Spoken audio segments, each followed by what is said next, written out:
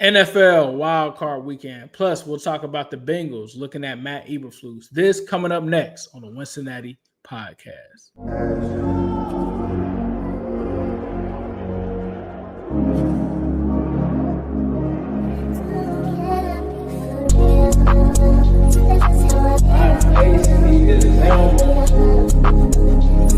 It's an exciting time to be a Bengals fan.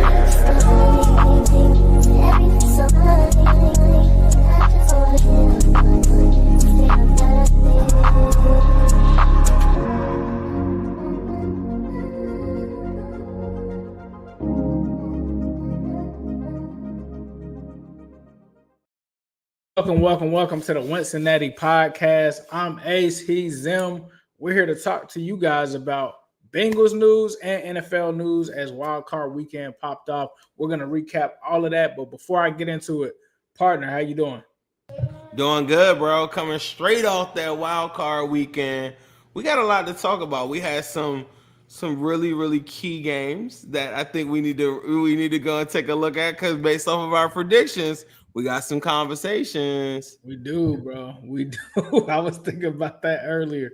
But yeah, we got a lot to talk about. First of all, we'll kick things off with the Bengals, Matt Eberflus. Now, as you guys know, this show is powered to you by BETUS. Make sure you check them out. They got the casino going live right now, blackjack, whatever you like. Even if you don't have Bengals bets to put in, you can rock with them over there. They also have all kind of stuff going on right now. NFL, NBA. I was just telling Zim about Ant being in DC on the Wizards. You might want to take the over on Ant for this one.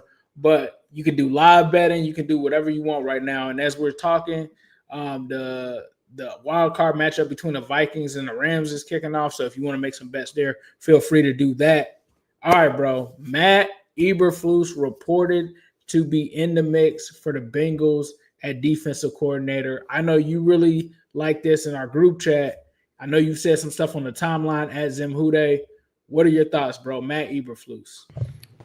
He's very similar to what you would get with Lou. So that's the one that I'm not 100% sure on. Like, I don't know if I'm feeling it.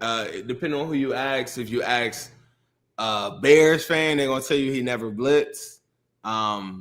I love what he did with the Colts. I love what he did for the Colts. He turned that defense around overnight. And I think some of his principles could work. He'll have the defense moving around, but there are a lot of similarities. There's a lot of similarities with him and Lou, with his concepts and how it's a bend, don't break kind of thing, and then make the plays when the plays are there to be made. And he never blitzes. That's the one that kind of puts a little bit of pause, I think, for me. Yeah, like you said, not much blitzing. When he does blitz, it's kind of going to be a 5-man blitz. He runs out of the 4-3 scheme, so not much different from what the Bengals really were using. And we've heard behind the scenes, Bengals really wanted to stick to that 4-3. Lou tried to do a thing where he married the 34 and the 43. That's where you kind of saw that 5-2 front that they were running. This is more of somewhat minimal blitzing, cover 2 zone. It's a lot of communication that needs to happen between the players and the coaches, which I think that could be a good thing. I think, like, this is what I'll say about Eberflus after I did my research. He's had a lot of really good defenses. They didn't start out that way in some stops. Some of them it was immediate. Some of them it was, we might have started 25th.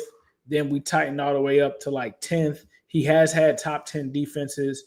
The interesting thing for me is this is a name that I think might be one of the biggest names that the Bengals have kind of talked to officially, right? I still like my guy from the Raiders. I've heard like some people might like him in the building, but Eberflus being on the radar, I think definitely takes that. We kind of talk about the fact that we got the guy with Notre Dame ties out there. I forget what his name is. His name is escaping me right now, which is crazy because he might be the guy for sure. Somebody in the chat, let me know. What you say from the Raiders? From Notre Dame. Dude from Notre Dame. Oh, Al Golden. Al Golden. My only issue with Al Golden is he doesn't have much experience as an NFL defensive coordinator. So that's like my only thing with him. Like, he's cool. I remember him when he was at the University of Miami. Thank you, everybody, including Zim for Al Golden. I do think Eberflus is a better hire than Al Golden. I will say that. Like, I know he's kind of established in the NFL. He's done his thing as a defensive coordinator in several spots. And I do think he'll bring something to the defense. Will it be different? That's like what you're saying is true, bro. The bend but don't break kind of thing. I don't know if I'm really ready to sign up for that. The no blitzing thing, Lou kind of was like that a little bit himself with the kind of the lack of the blitz. So from a philosophy standpoint, I don't know how much is going to really change. I'm looking for something that's going to be a little bit different than what they've done. I don't think that the Bengals front office and Zach will let them go a true 3-4. I don't think that they'll do that just because there's so much turnover between the different positions. Some guys might fit the scheme, some guys might not. So the odds of you having a good defense year one are not likely, and this team needs a quick turnover on defense. So I think Eberflus would be pretty solid, man. I think he would be a solid hire. But like you said, is it going to be the sexy kind of this defense is just flying all over the place? It might not be like that. I also talked about, like, they're talking about, people talked about Zimmer. We brought up Zimmer first day that we kind of talked about this before it was a thing. I always felt like when you're dealing with the Brown family, unfortunately, there are some people that they like that they may be familiar with, right? Like that they may bring back. Frank Pollock was one of those guys, right? They let Frank Pollock go. From what I've heard, they kind of pushed for Frank Pollock to come back.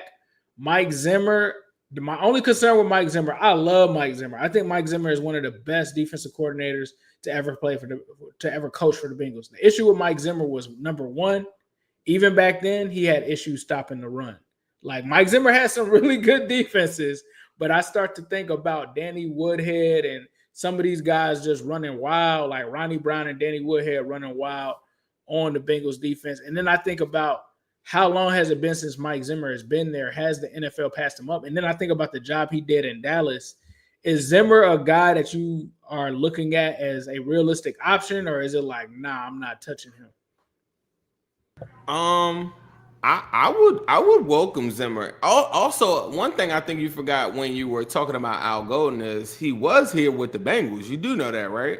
Yeah, he was here with the Bengals as a linebacker coach, not as a defensive coordinator, but as a line. Like, he's I was just saying, because you were like, yeah, I remember him from Miami. Like, I remember him in 2020 and 2021. And I thought that in that time frame, and you got to think about the drafts and the linebacker play and what we were up against right at that point. Yeah. And if you go look at him now, even at Notre Dame, it's the fifth best defense in the in the NCAA too. And it's a defense that's wild aggressive. They get after it. The one thing that I think might cook them in a national championship game, and I was talking to my boy earlier today, and they play more man than any team left that was even in the college football championship. But the Ohio State wide receivers is not a matchup that you want to go man with. If you watched it, and I know people know I've documented this. I'm not crazy big on college football. When it gets to the end of the year, I started watching more. But it's crazy in that game. They played a lot of zone concepts when they had the Ohio State, the team they were going up against in the last round. And as a result, number 4, the kid I really was watching, the wide receiver, the true freshman that everybody loves, Jeremiah Smith, he only had one catch, but everybody else was going crazy. Notre Dame isn't going to do that. And I think that Al Golden, it might make them look bad. Remember, Ohio State is a 10-point favorite in this championship that's about to come up. But it might make them look bad. But I just think that, bro, they're going to have to call up the craziest game of all time to stop the Ohio State wide receiver. So I don't know how that's going to make Al Golden look. I will go back to the Zimmer point, though. I am a Zimmer guy because I am Zim. I think Zim getting into the thing that always stood out with me is the 2-gap blitz. And I do think about how perfect and how all the linebackers or whatever, how all those guys played when they were there. And I do remember a lot of that stuff, and I liked it. You know what I mean? So I said this on the last show. I wanted a guy that was going to be out there that had skin in the game, has winning formulas. If they were a former head coach, that lets me know that they were better than just being a defensive coordinator. All these different things of experience or whatever, and the tough, callous, rigored voice of a Mike Zimmer, I just think is what they need. I really think they need a voice like that. That's why I was early on the Belichick train. It's like it's my way or the highway. So I'm so sick of all this friendly stuff. Like Lou wasn't friendly, but at least like some of these other guys, if you're going to have a voice like that, players will respect it if you won before. If you ain't won nothing before, nobody cares. But the way that they, Zimmer has won. He had those Vikings teams like balling. Right. So like him having that success is saying and conveying to those guys like, look, you can trust what I'm saying. And I think that's very important versus a guy that maybe hasn't really gone through too much. I understand like the people that want the ascending talent. I just don't trust the Bengals to make that. It's such a fragile spot to be in with Joe Burrow entering into his prime. It's such a fragile spot that suppose you go for the ascending talent and that guy isn't who you thought he was. You wasted another year of Burrow. That's why, like, to me, it's like it's not the safest pick, but taking a Eburflus, a Zimmer, someone that has done it and done all the operations of a day-to-day on a head coaching aspect, as well as defensive coordinator, as well as linebacker coach, to me, that says a lot. What about Mike Zimmer's defense finishing 28th in the NFL last season behind the Bengals? That doesn't concern, because I think that's what everybody's concerned is. I think if Zimmer didn't have a situation or the circumstance where this season happened, I think everybody's clamoring for Mike Zimmer. But I think somebody just said it in the comments, like that Dallas defense was a little nasty this year. It was a little nasty. I mean, the way that this goes, though, it's almost like the draft when we're talking about this. See, it's two different points I want to say. It's almost like the draft in this. The first point is this: there is no perfect prospect. Yeah. So, like, if you let me cook up if you let me deep dive on a coach, I bet you I could cook Graham. I bet you I could find like where he didn't succeed. You know what I mean? Like that's what like prospecting is. And my second point is that's the reason why everybody like guy that says fire this guy, fire this every single year. This is the dilemma of firing that guy, the unknown. It's the part as in the frustration of when you don't win. Everybody, I've been that guy. Like McPherson missed the kick this year. I was like, cut him, get him out of here. But the frustration of trying to identify who is the next candidate or who is the replacement that is legit, that hits all of these check marks, it's a tough thing to do. Like now, if Kyle Shanahan or somebody came along, I'm just giving an example, or like Zach was fired, and then like a candidate of Belichick's level or like a top level guy comes across, even me saying Kyle Shanahan, there'll probably be like 100 people that say Mike McCarthy. Hell no. But like, he would be a big name. Like, I'm not saying we should get him, but don't you feel like is he a defensive mind? I don't think so. I think McCarthy's more offensive minded. Yeah, I mean, like, no, I know this tree that he comes from. You know, like that started a homegrown and all them dudes like that. But no, but those are the things that I'm saying is like when it's easy to say fire this guy. That's my point. It's like it's easy to say fire this guy. Oh, you just cut out, bro. Quick though. It's some breaking news. I don't want to cut you off. Yeah. The Cowboys have spoken to Colorado head coach Deion Sanders about their open head coach vacancy, a potential huge development. That's crazy. Bro, I'm not mad at that, bro. Do you see Deion saying no to stay at Colorado, turning down a Cowboys job? Yes. Oh, turning down Cowboys. To stay at Colorado. turning down the Buffalo. I could see him going to the Cowboys. I could see him going to the Cowboys tomorrow, bro. I feel like that's a no. That's probably, I feel like when he set this whole thing in motion of FSU, a lot of people don't realize FSU told him no. He goes over to the HBCU, does his thing over there, gets to Buffalo. Like, I honestly think his plan was FSU, then somehow get to the Cowboys. Now he's possibly leapfrogging, like, I don't even have to go to FSU or any of these, a bigger college than Colorado. Not that Colorado's not big enough, but like he can literally leapfrog that and go straight to that. And the crazy thing about this is I was watching something and I think it was Michael Irvin, and he was just like openly saying that, like, Deion, like, yeah, there's a guy out there that would love to have a Cowboys job. You used to coach him or he used to be on the team. Deion Sanders, they were just like openly saying it, bro. I could see this. I could see that happening, bro. Does that open something like a Al Harris, like with Mike McCarthy now being removed from Dallas? Is there anybody from that coaching staff that you may talk? We kind of talked about Al Harris, I believe, in the past. Oh, I love Al Harris. Al Harris might be available now. Like, I love Al Harris. I think that will go crazy. I think he's wanted all the guys that I know, like the guys that I do know that play ball, they swear by him. They think he's one of the better coaches in the National Football League.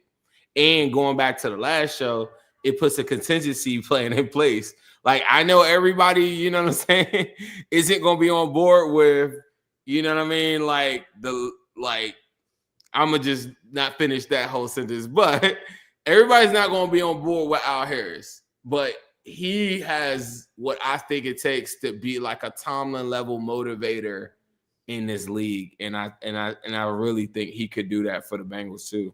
So even if it's on Mike Tomlin, you brought up another one, like a lot of people talking about he could potentially get traded to Chicago or something like, bro, it's about to be a lot of like shakeups out here where the Bengals could be in a good position now to kind of pick up some good people. We're talking about defensive coordinator, but they still have offensive line. They just got rid of their defensive quality coach. Like, they got rid of some other guys. Do you think that is them cleaning house for a new defensive coordinator? Like, there's rumors out there, and we're not confirming them or saying we know anything, but there's rumors out there that the defensive coordinator may have already been picked, and they just haven't let the cat out of the bag. Now we follow up a couple days later. It's like, oh yeah, Bengals got rid of the quality control coach, and I believe they got rid of someone else. If I'm missing someone else, I think it was two coaches, if I'm not mistaken. It was defensive assistant Mark Duffner, and defensive quality control coach Louis Kofi. You know who Duffner is? That's the guy that was like, they gotta play us. Yeah, you know that was him. So yeah, man, it signals that a brand new guy. This is something to keep in mind too, is that the Senior Bowl is in about 10 days. It would be very, very, very hard for me to believe that they would wait till after that. Like, I know that the championship game coming up is really important. And I think, like, if you're thinking it's Al Golden or whatever, then it has to have ties to that, in my opinion, right? Yeah. For sure. But yeah, like, you couldn't hold the cat in the bag that long to me, because I don't somebody in the comments maybe tell me the date on the Senior Bowl starts 10 days from now, which I think is the 23rd or the 22nd, I think, or something like that. The national championship game is getting played this weekend. That's a short turnaround if it is him. For sure. Going back and forth here with Jake on this Rams-Vikings game right now. Speaking of the wild card, man, let's get into some of those matchups. I think you picked the most right ones between us. I know that I picked the Steelers. Let's start there. Steelers-Ravens, bro. That was nasty, bro. It was pretty much Vegas was on point. I thought the 10-point spread was a lot for an AFC North matchup, but the Ravens just handled the Steelers like it was nothing, bro. Like, did you pick Steelers in that game? I did pick Steelers because I felt like they suck. I felt like it was gonna be a close one, but bro, the Steelers are not. They're not like that anymore. They used to be like this big team that was playoff experience. They was gonna hit you in the mouth, and it was like the whole time I'm waiting for them to throw a swing, they was just getting like ravened the whole night. Like, bro, they had a drive where they didn't even pass the ball. It was like, bro, we just handing this off, and like, not to say that the Steelers had an amazing like run defense, but like, bro, I've never seen them get abused like that or like not we was kind of cooking their run deep. Like I said that on the show too. Like I said, bro, the last couple weeks, teams have ran and thrown on. Like I noticed that you could run on them a lot more than what you think. I value their pass rush more. But then you think about this: TJ Watt just went 100-something snaps without registering a tackle or a sack. Did y'all see that stat? Like this dude has not done anything. And then Highsmith coming back off of his injury, some of that, like in the 142 snaps without registering a tackle or sack or stat. So you're talking about that. He was getting work on the sideline. I just thought I feel like the AFC, and I wouldn't put us in this conversation because of the defense and how we were off and on. I do think offensively we could cook with anybody, but the defense was so night and day, you don't really know. But I just thought like throughout the season, if you go back and go look at like some of those Ravens wins, it reminded me of like the Bills the year that we beat them in 2022. Remember how they was just dogging teams like by 20, 30 points? Yeah, Ravens did that to a lot of teams last year and this year. Like, and the Steelers, if you watch them and think about your conversations on the AFC North ones, think about their early game with the Broncos. Think about the games that they had early with the Raiders, like all them close games and stuff that they had early in the season against like average teams where they would just figure out a way. They were talent-wise, they weren't good enough to figure out a way. I thought their only shot to go win that game would it be to come in with a Justin Fields package like and do it like a lot. Like right. Back when I was a baby and I was watching Cordell Stewart, like something crazy like that. Like somebody coming in as a wild card. They didn't have one. And then the one guy that they can go to, they don't throw it to him enough. They don't throw it to George Pickens enough to me. Like I know he doesn't get separation like that, but bro, did you see the catch that George Pickens had where he showed the latest hands I've ever seen in my life, and they called an OPI on that joint? Did you see that catch? I felt like, I'm like, bro, this is AFC North football. Like, that little shove wasn't enough to throw a flag. Like, that was kind of crazy. I don't think people realize how hard of a catch that is. Like, the way that he did that, I'm talking about, bro, his hands was like this. And then, like, out of nowhere, he just, it was a little push off, but it was like, I thought the ball flew out of bounds, bro. That dude, I'm trying to tell people. That was an amazing play.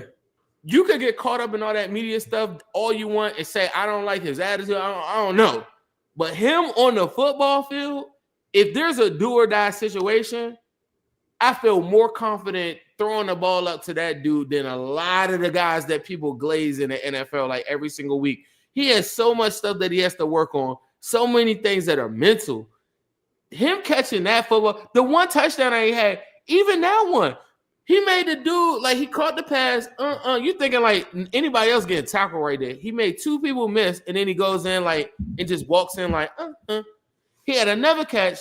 It was like a comeback. He drops down, acts like he's about to fall down, comes back, gets like another 6 yards. I'm like, bro, this dude is way. If you get caught in that media stuff, like just watch him just play football. It just like he. You sure? I think some Glaze just shot out. I'm just saying. I just think he's one of the most fun players to watch in the football. He is. Aside from that, though, the Steelers were totally outmatched. Russell Wilson, come on, bro.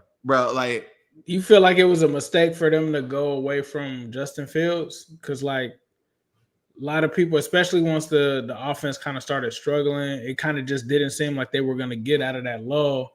And they never went back to Justin Fields. Do you think, like you kind of talked about, the only way they could have won that game is if they had Justin Fields give them some sort of spark? And I think the fact that they didn't have him, it just kind of diminished their chances of winning the game. I thought going down the stretch, it was clear that Tomlin should have went back to Fields.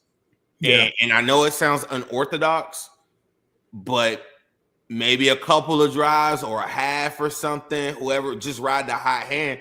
They're in a weird spot because Russell Wilson is probably the best bridge quarterback in the National Football League. But what are you bridging him to? Right. No. What's the bridge? What are we bridging him to? I don't know what the plan is in Pittsburgh. I don't know if Tomlin. I don't think Tomlin is there after. Like, you can't survive this losing to the Ravens like that. First round of the playoffs, you haven't won in 8 years. I'm not saying he's going to be fired, but I think that they are going to listen to like the trade requests that are being rumored about him getting out of there. Because I just think at this point, bro, you've got a longer playoff drought in the division than the Browns. Like, everybody kind of talked about like, oh, that was the worst day ever, and for the Bengals and the Vontaze Burfict thing, and it was. But look how it kind of turned out for the Steelers. They still haven't won a playoff game since that moment, bro. Like, that's let me ask you this though about Tomlin. If you were the Steelers, would you stay? Would you stick with Tomlin? Man, from their perspective, I understand why they would want to move on from him. I think that they're also spoiled as a franchise because they don't know what it's like to be garbage. Tomlin has had them at least over 500, and they haven't been under 500 in a long time. We've been through circumstances where Marvin has had us, winning 4 games. I don't think that they've ever been in those circumstances, so I don't think that they're afraid of it. I think that if they were to move on from Mike Tomlin, I think that they would select the wrong candidate next. We've seen that happen with them from just a quarterback transition. Them going from Ben to whoever, they've kind of struggled with that. And I think that they would struggle similarly when it comes to a head coach because the Steelers are still kind of stuck in an old school mindset. A lot of people don't realize the Steelers and the Bengals, ownership-wise, and the way that they think are very similar to each other. So, like, I think that they think that this is the Packers in there too. Packers as well. I think they think that this is the old days and they can just go out and hire some guy and just keep him for the next 10 years. And because they're the Steelers, the pedigree and all of that, I think it's a great mistake. So, like, from their perspective, they're probably looking at him from their standards because the Pittsburgh standard is back in the day was we're Super Bowl contenders. They haven't contended for a Super Bowl, like, honestly, since the Bumblebees were there. Like, it's been a while. So for them, I could see them being like, this is their version of Marvin Lewis. Like, these aren't the standards that we're used to. We're used to going to bowls. I can't remember the last time we've been to a bowl. I can't remember the last time where we're a serious contender of even going to an AFC championship. So I think that they would look at it as, yeah, let's get rid of them. Let's see what else is out there. But the Bengals fan in me is like, go ahead, bro, because that's going to be a grave mistake. Like, you still haven't recovered from Ben. Like, Russ clearly isn't the answer.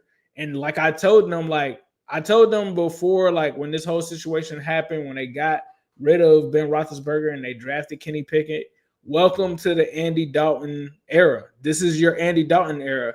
And if you continue to do this and you get rid of your coach, it's going to be welcome to what the rest of the AFC North has been through for, the past decade, 2 decades for some teams, every year for one of the teams in the division. Guess who that is? But they've never been through that, bro. And I think it would be a mistake if you were in. I know we both like Tomlin, but if you were a Steelers fan, are you firing Tomlin? If I'm a fan, I would. If I was a Steelers fan, I would probably check into like the nearest like medical facility to like find out why did I even become a bum. But if I was a GM though, and I wanted to talk about like the Steelers and stuff, and I was really assessing the whole situation, I would really look at Tomlin and say, like, I really believe in this guy. I think he motivates players to be better than what they truly are, in my opinion. I think from a talent standpoint, when we had the Le'Veon Bells and ABs, we decided against them. And we decided to go with coaching and Roethlisberger. And we had decisions that we went that way, and none of these things have worked. 0-6 in his last, playoff games and everything like that. And the problem to me isn't really Tomlin. It's really Tomlin selecting.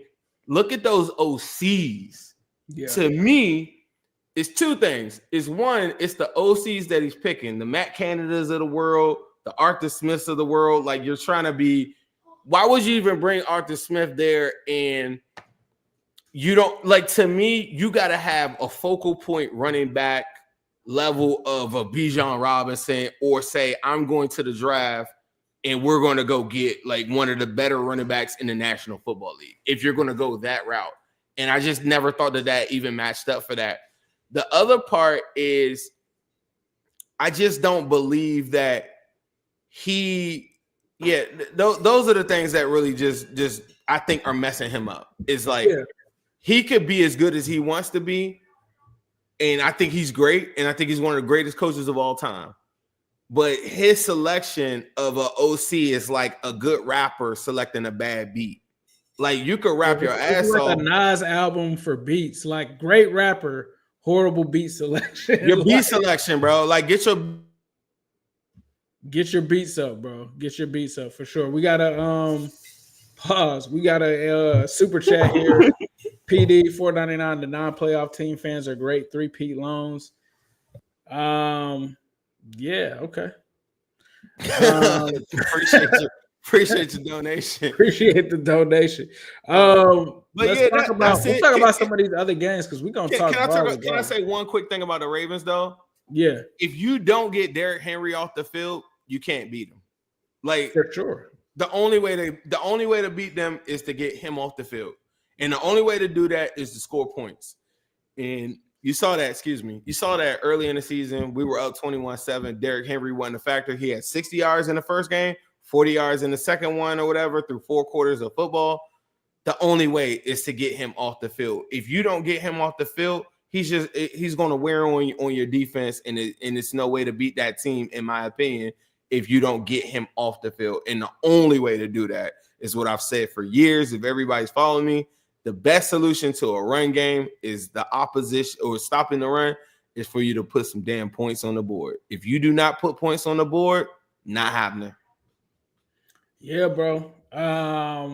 Speaking of points on the board, Texans, Chargers. Now, did you pick the Texans for this one? I know I picked the Chargers on this one, I believe. This was one that I think majority of people picked. I think I went Chargers. The Chargers. I think at first you thought about going Texans, but I think we both ended up going Chargers.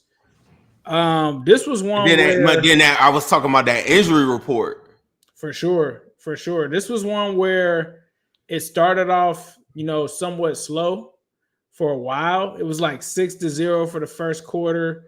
Houston's defense really propelled their offense into getting some points. You had a pick six, like you had some things set off. This was one where Justin Herbert, not the best performance for him. 14-32, 242 passing yards, 1 touchdown, 4 interceptions. This one was a blowout majority of the game, right? Like, they didn't end up getting, many scores until late. I think it was a deep pass to Ladd McConkey. He ends up scoring. He went crazy, though. 9 receptions, 197. But it really didn't matter in this one, because Houston just really got out on them, and their defense really took over this game.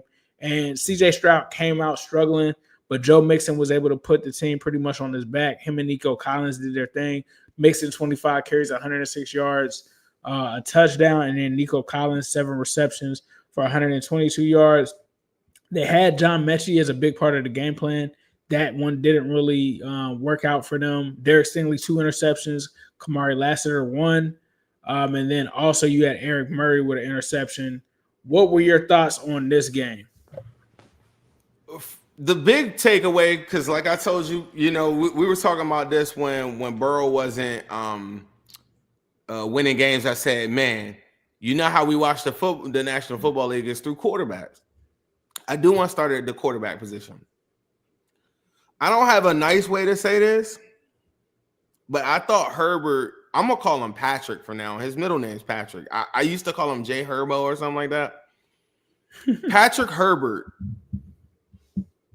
is one of the biggest chokers currently in the National Football League. And we've seen it a couple of times. We've seen it firsthand. Remember the first time when we played them and he had that big lead, and then we had like consecutive sack after sack and took him and knocked him out, and then Mixon fumbled the ball and gave him the back. You know, the first time that we played them? Yeah, a lot of people don't remember that game. But then the game, it kind of gets out of hand like later on. Burrow throws like a late crazy pick trying to bring us back at the end of the end zone. But that game, he allowed us to come back in that game. Then you think about his 20-something point, you know, choke fest that he had, you know, a couple years ago. Then, so he comes back this year. No. He's a prime example of if anybody's old enough to remember Jeff George, or like one of the, or I mean, shit, we're talking Chargers. I mean, it could be it's a Phillip Rivers type situation. I'm not saying that Phillip Rivers was a choker, but there are a lot of quarterbacks that are highly skilled. There are a lot of quarterbacks that the intangibles and everything is always there. But the mental part of the game, I'm not sure that bro has it on that level. I think that he gets robotic at times, and I think that he struggles with going off script in a lot of different things. And I think D'Amico Ryan and them boys, they figured that out, and they had belt the ass. I don't know if y'all saw Mixon and them belt the ass, like they were celebrating belt the ass. Let me tell you something that you didn't talk about in that game.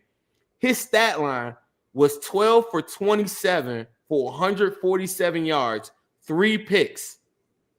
Before, you know the numbers you just ran off? He got the craziest throw, a 90-yard like McConkey, like ball goes crazy, like whatever, boom, Lad McConkey gets to save his stat line. He was about to have the stat line that he has right now. It looks okay, even with 4 picks and 240-something. He had a 90-yard play to Lad McConkey that saved all of that. I'm talking about this is one of the worst playoff performances that we've ever seen. And the Texans, I said this earlier in the season, their defense, when it's on, I hate that Petrie is out and Jimmy Ward is out too. But they got some dudes, and those corners on the outside are going to give Mahomes a lot of problems coming up this week. Mahomes and them better get out on them early, because them corners, Stingley and Lassiter, they're nothing to play with, bro. I think that is the best combination that is the best cornerback duo in the National Football League right now. Stingley a couple of weeks ago played the Dolphins and put a teach tape together and closed the game out. Stingley in this game was unstoppable. Bro, he catches like a wide receiver. Stingley is what every single team wished that they had, a guy that could take away one whole side of the field. He's a throwback to what football was. Like Pat Surtain, we're going to talk about the Broncos game. He was getting cooked in that game, taking plays off. We're mentioning him with Defensive Player of the Year. Give me Stingley. Stingley and Lassiter put on a clinic in this game, and Herbert had nothing to do. He was in a blender the whole entire time. After the game, it made me so sick that the Bengals were in the playoffs because of the celebrations of the belt to ass that Mixon. They was on the sideline like, I was like, I want to do that. I want to get some of that playoff. You know, like it made me so sad. I was like, bro, that's some we would be doing, bro. Texans handle business, bro. They put on a clinic. D'Amico and them boys, they were flying, bro. When they are on, when that defense is on, the league is really lucky that Diggs and Tank Dell went out, because I feel like a lot of these teams will have some problems. I don't think the Texans could do nothing with the Ravens. But for a team like the Chiefs that have struggled offensively, that is a really good game about to come up. It is. Will Anderson also had a sack and a half. Mario Edwards a sack and a half. Denico Autry, I remember seeing that play in the game. Like, I remember that dude went crazy. Shout out to the Texans defense. They did their thing. Like you said, excuse me. They did their thing out there. Some of the other games before, I because did not hear Herbert's name. Patrick Herbert. Never hear his name in a sentence with Joe Burrow ever again. Remember, I told you this when they were talking about, Herbert did this before. I was like, Zim, the first thing that you could say to them is he's never won in the playoff like that. You thought that it couldn't be any more embarrassing in the Jaguars game. The Jaguars game where they were up 28-0, they like Trevor Lawrence is throwing interceptions. They end up letting the Jaguars come back and beat them. This one is even worse. Like, he has a horrible game, and they just get blown out the entire game. Like, I don't want to hear anything about Justin Herbert being in the same sentence as Joe Burrow because they're not.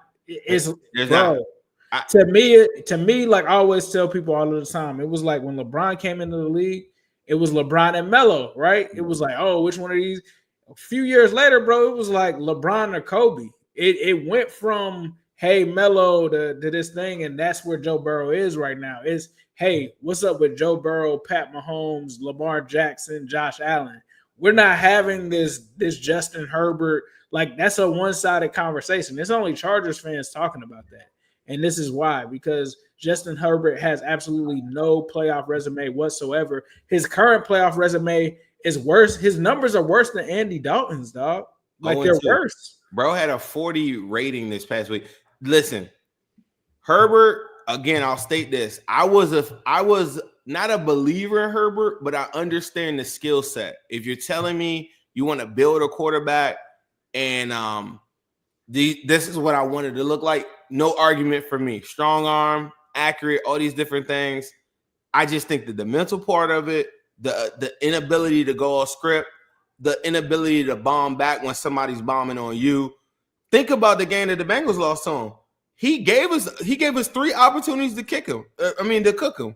And McPherson missed 2 of the kicks. He comes back. Ladd McConkey makes it. You know what I mean? Like, they gave him those opportunities. So I have to acknowledge that too, that he did win that game. But at the same time, this dude hasn't done any of the things that they told him and Tua. They have never done any of the things that any of their fans told us that they would do that was anywhere near the level of Joseph Lee Burrow. Like, it's not even it's not a conversation. People make themselves look stupid, and you look uneducated on the sport of football, mentioning Justin Herbert in a sentence with any of the elite quarterbacks in the National Football League. Yeah, I completely agree, bro. Bills Broncos. This one kind of went how I expected it. I don't know if you expected it, but blowout game, bro. Broncos had no business being there. Obviously, we didn't handle our business, so it is what it is. But what were your thoughts on this game? I didn't have many thoughts on this game. Every time I looked up, it was a touchdown. It was a touchdown every single time. This game was ass. A lot of these games are bad. It was a BBL. But this game was a BBL surgery. The whole thing, bro. Like, I kept on watching this and said, bro, this is my biggest takeaway, and I hate this. You mean to tell me that these dudes that got their butts whooped, like in this fashion, you mean to tell me that they were 38 points better than the Chiefs backup? That didn't make nobody feel like a certain type of way. Like, there's absolutely not, bro. In a playoff game, bro. 38. Like, so the backups for the Chiefs were 38 points less than this bum ass team that I was watching in the playoff game. Like, remember, the Bengals should have blown them out. That game it shouldn't have been as close as it was. Like, remember, the Bengals had a stranglehold on that game. The Broncos come back and score later in the game. They only had 10 points going into the fourth quarter against what everybody's telling us that the Bengals defense is the 28th defense in the National Football League. This team only had 10 points against us going into the fourth quarter. They go get the crazy bomb. They get another play or whatever that I don't think is a touchdown instead of that, and they put up some quick points at the end of the game. But there's no way that this team that it then afterwards we got Kelsey and them talking about, yeah, we would have played them at Walmart. Why you ain't say that before the game? Why you ain't say that before you played these Broncos? Talking about some less ride. So I don't know. I don't even know. Like this game it wasn't cool. I thought that everything about it, the Cook. It was probably the worst game of this weekend. I'm gonna had to be. And I mean that says a lot considering the Chargers and the Steelers games. Like all of those games, bro. There's no way that you can sit here as a fan of football and say that those games were entertaining. They were only entertaining for the teams that won those games. Because as a neutral fan, just sitting back and watching, I was like, bro, by the fourth touchdown, I was like, why am I even watching this game anymore? Like, what's the point? I was asking Ooze what NBA game is on, bro. Can I say? I will say this. I don't think the Bengals should model their game after the Bills under any circumstance. But I will say this. Cook in the first half of that game was very good. I thought he is a top 3 multi-purpose running back in the National Football League. Also, the size of that offensive line is it jumps out at you. They were blocking their ass off. I thought that his pockets looked good, but it was set up and it was predicated off of a healthy run game. And the way that Cook was cutting and making his reads and his key reads to the linebackers was phenomenal. I thought he was amazing. He's one of the few running backs that's just as powerful catching the football and running the football. And I thought he was dominant. By the time the second half came in, the Broncos were like, well, we can't just shoot up field because we got to do something with Cook. By that time, it was over. The nasty stat padding portion of this game, though, I just want to go to this. Bills are up 28 points. Still got Josh Allen and them throwing bombs in with 6 minutes left in the game. That was nasty. They did the same thing a couple years ago to the Patriots. And you know what they do later on? You'll have a conversation with them, and they'll run off Josh Allen's playoff stats. And I'm like, yeah, I bet you would. You was throwing bombs. Bro, they were throwing bombs up with everybody in the game. Saquon is taking these to end the game on an obvious touchdown run. They are just running it up. Brother, these guys were throwing the bomb 50 yards. They threw a bomb to Kincaid up 30 points, bro. Like, bro, they were launching it. And I get it, you got the right to do whatever you want to do, but whatever. But I'm like, bro, it was nasty. So, like, later on, whether they win the bowl or not, they're going to come back and tell you, well, Josh Allen in them playoffs. Like, yeah, I heard you. But I also saw you, and you ran it up on a team that was pedestrian and weak. So, I don't know. I just don't value that part of it. Like, ain't no games that you could show me where Burrow tried to run up some numbers and shit. Them games was competitive, and we was just trying to do our thing. Like, we are not the same. So, I don't know. But I do think that their OC is phenomenal. You're a big Brady guy. So, yeah. You know what I mean? So, I thought he was phenomenal. Their offensive line is staggering. Like Spencer Brown and all them dudes, they're humongous people, bro.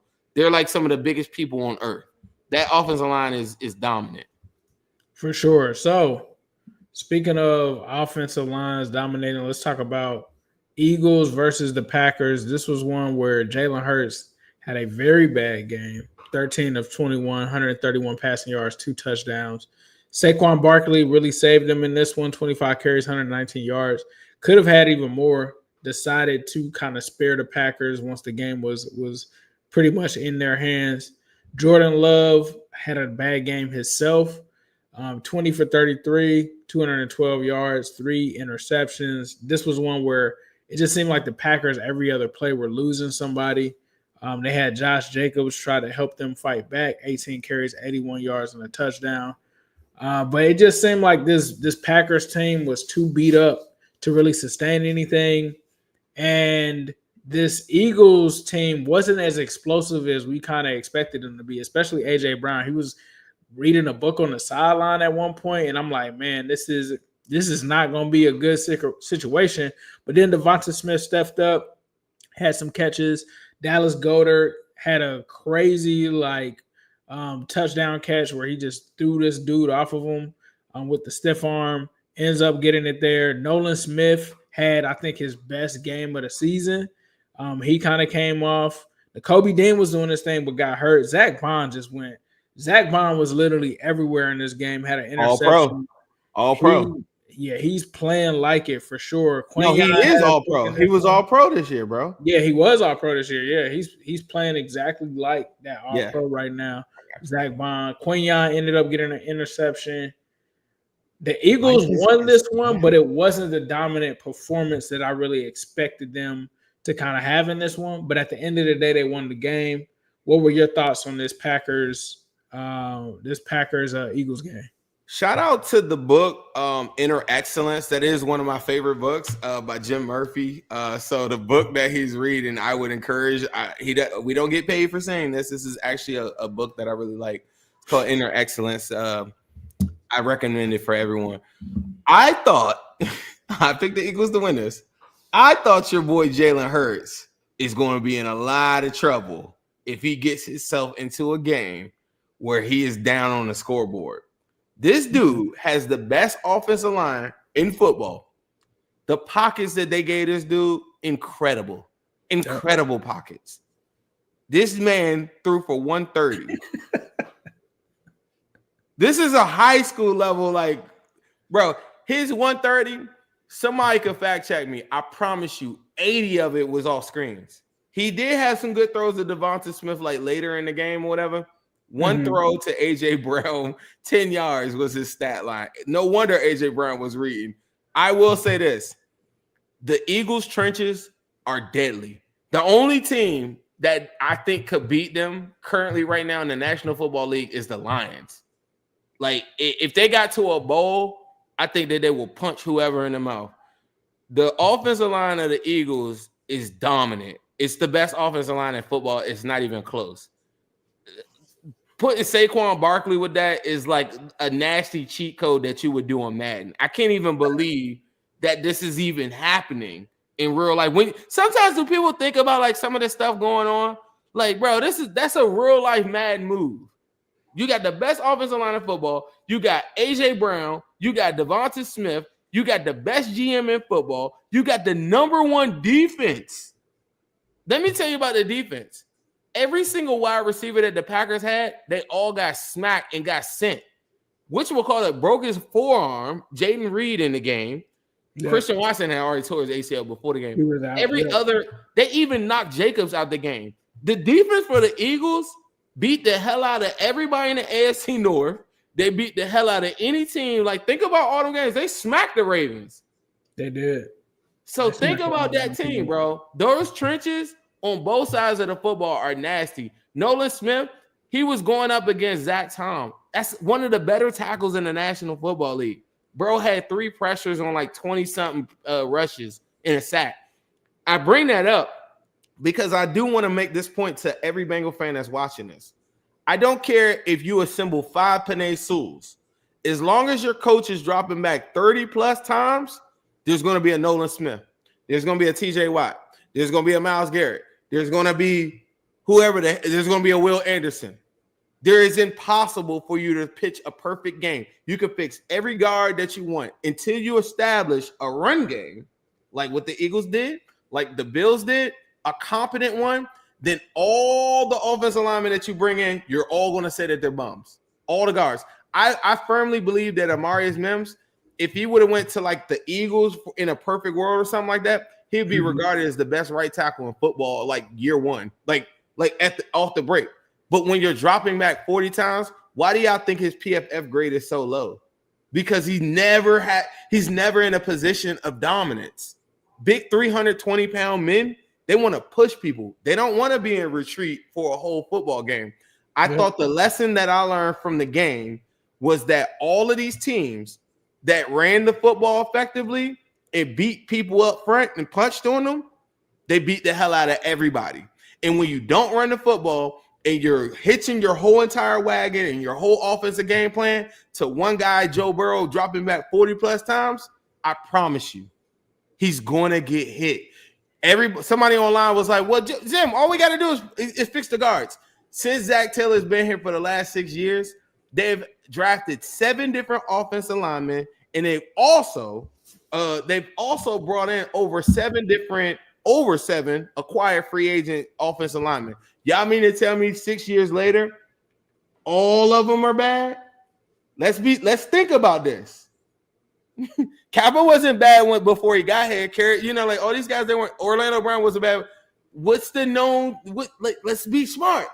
You keep on dropping back 40 plus times. That was my takeaway on this game. Is like Jalen Hurts didn't have to do shit. You know what I mean? Like he didn't, because they're dominant up front and they run the football. And all the teams that ran the football effectively, like the Eagles, they all were the teams that won the game. Until the Bengals figure that portion out, like they did in 2022, where it was a healthy run game for the most part, even though, let people tell you, Mixon had a bad year. He had 1,400 all-purpose yards, and they were dominant. Their defense was a lot better. But when they ran the football a lot more, it makes it so that defensive linemen don't just shoot up field the whole game. And that's the bigger issue. You think about it. The Ravens, you're saying upgrade the guards. Cool. Yeah, let's do that. Does anybody think that Daniel Falele and Makari are all pros? No, absolutely not. Come on, bro. Like, I don't know when Bengals fans going to wake up. And come on, like, you got to watch these games. You got to see it. Like, come on. The Bills offensive linemen, these are not all pros. These are guys that are put in a best position with better offensive coordination and run game coordination to ensure that the defense is kept honest. After that, Joe Burrow could do whatever the hell he wants to do. But if I have Landon Dickerson, Creed Humphrey, Penei Sewell, if I let them drop back 40 times and I go up against the Eagles, I go up against the Ravens, I go up against the Steelers or something, they're going to get you. They're going to hit you. That's all. That's what's going to happen. And until you learn to consistently run the football, you're going to get hit. I don't care who you go get this all season. We got some super chats here. PD, last question. The 2018 Chiefs had a defense that gave up 26 points per game and 15 got to the AFC Championship. The 2024 Bengals gave up 25-5 and went 9-8. Why is that? Because you still have Andy Reid. Like, what? Like, are we acting like Andy Reid is just a nobody at head coach? I've seen Andy Reid, if I'm not mistaken, that same year beat the Browns in a playoff game where Pat Mahomes went out the game and you had Chad Henne. And Chad Henne won the game based off of Andy Reid's play call. Like, I don't see what the 2018 Chiefs have to do with the Cincinnati Bengals in 2024. It has absolutely nothing to do with it. You didn't have a kicker missing field goals and missing snaps and all of that. Like, it's not the same thing whatsoever in any form or fashion. KP from KC5, Jalen Hurts looks bad, guys. The garbage truck juice. I mean, he looks bad. That's the thing about Jalen Hurts. He either has games where he's the hero and the Eagles offense is going off, or if you're able to get to him sometimes. In this game, they weren't able to get to him, which is crazy. He has shown when people are able to get to him, he is susceptible to not being that good at the quarterback position. Even though they won this one, it's still concerning because he cannot play like that when they play a team like the Lions, when they play any of these teams out here that can score and match them. The thing about it, though, is the Saquon factor, right? Like Saquon, you kind of talked about like that being some Madden stuff. So is Derrick Henry to the Ravens. Those are both Madden-level moves where it's just like, what are we going to do with this? But Jalen Hurts has to play better. It's already been an issue in Philadelphia between him and A.J. Brown. I'm surprised it wasn't a fight or something said after the game. I guess winning cures all, but they cannot win a championship. You can't look at this team in Philadelphia and say, we can win with Jalen Hurts throwing for 130 yards because that's just not going to cut it. Did you hear what Jalen Hurts said about him after the game now? About A.J. Brown? Yes. What did he say? He said, yeah, I see him with the book. I've just never seen him read it. Oh my god. Oh my god, bro. Bro, they are crazy out there, bro. Like on Philly top of that, you right know how many now. videos I saw of like Philly fans about to like beat Packer fans up like online that people uploaded to be like these are the worst fans too. So like that on top of that drama, it's just crazy out there. Yes, sir. Yes, sir. Here's another one. I'm gonna let you answer this one. There's no excuse for us not to pay T. Looking at Philly, Hurts is trash in comparison. Eagles are paying Barkley, Hurts, Smith, Brown offensively. I'm with you, bro. I mean, the Eagles and the Dolphins are examples of paying those guys. The Bengals are going to have close to maybe $100 million in cap space with a couple of cuts. There's no world that anybody lives in that they will allow T. Higgins to walk.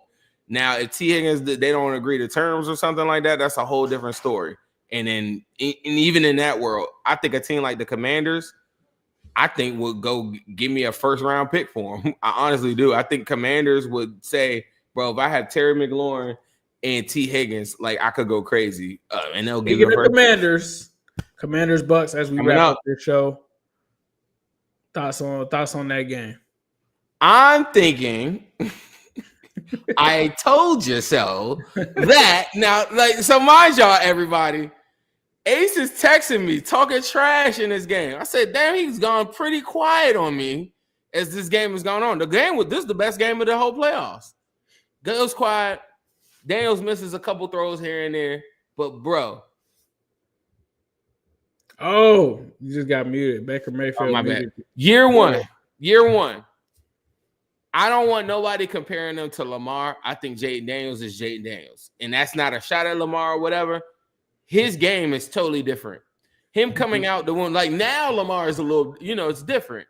But Jaden Daniels throws way more hole shots, way more nine routes and different sail routes and all these different routes early in his career, year one. In his poise, which I think you could compare to Lamar, that's something that just stands out to me, bro. That's something that just stands out to me like crazy. Year one, he's throwing at a different level, and he broke the rookie rushing record on top of that. This point in his career, early on, he's a lot better than what Lamar was at the early stages of Lamar. Now, do you say that that's Greg Roman? Do you say, like, I don't know. I know that they're asking this dude to throw to Terry McLaurin, Zach Ertz, and a couple of other dudes, and he does it well. He cooked the hell out of us. Shout out to PD. I love my ops, bro. Like, we got the best ops in the game, bro. Like, come on, shout out to this guy. But yeah, Jaden Daniels is on point. Some of the stuff that Baker Mayfield, I don't like the jittery feet in the pocket. I think he had a fumble in this game that I don't know if you were snoozing, you missed it. He had a costly fumble in this game. The Commanders had a chance to go up bigger in this game. They went for it on fourth down in the red zone, and they didn't get it. But then Baker comes back and fumbles and gives the ball right back to him. Jaden Daniels comes back and throws a dart on fourth down and gets them boys over the hump. He's one of the better quarterbacks in the NFC. He's in my top 3 in the NFC year one. Is PD mad that people were saying Burrow was better than Mahomes this year? Is that what he's mad about? Oh, PD. Hey, listen. PD. Burrow is. Are you mad about that, bro? Are you mad about that? Because it's not. It used to be a time where you couldn't say, because we were saying it. We've been saying it. We was like, Burrow is better than bro. And they were like, nah, you can't do that. Now that the regular media is saying it, it seems like a lot of these Chiefers are like the only ones saying that Burrow isn't better than him now. We got to go back to 2018 to pull up stats here.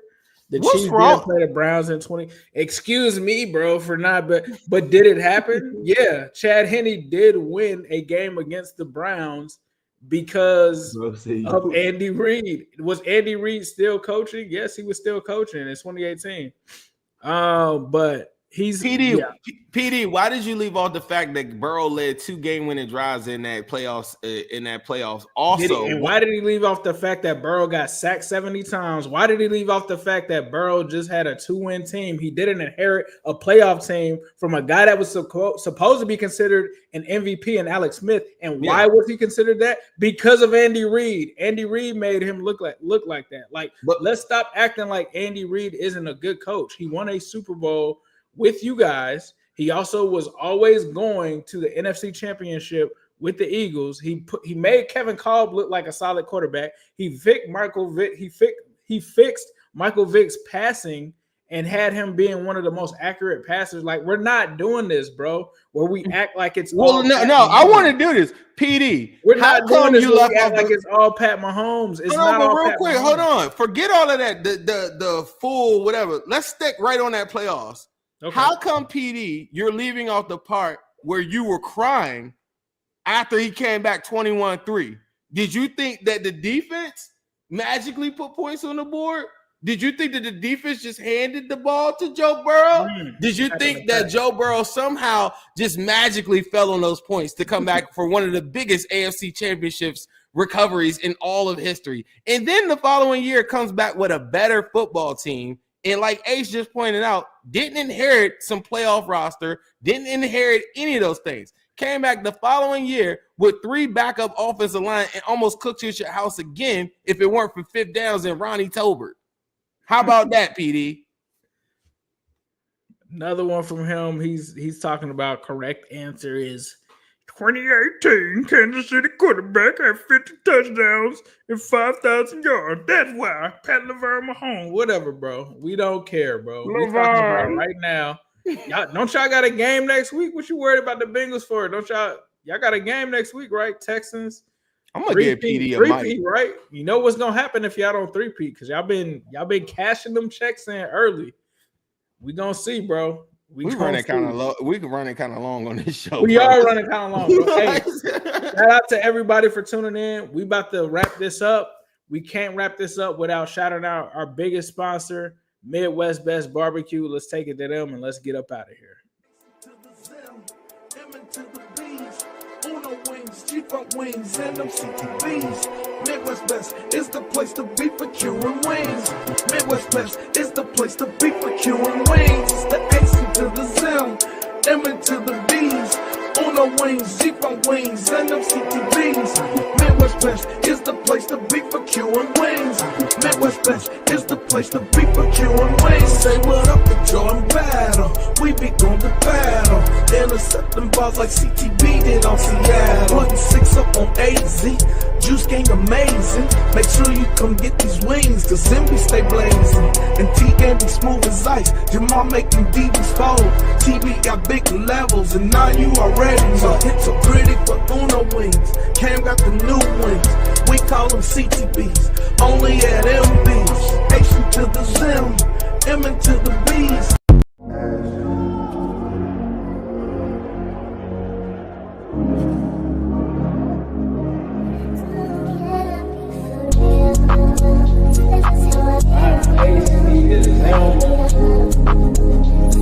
It's an exciting time to be a Bengals fan.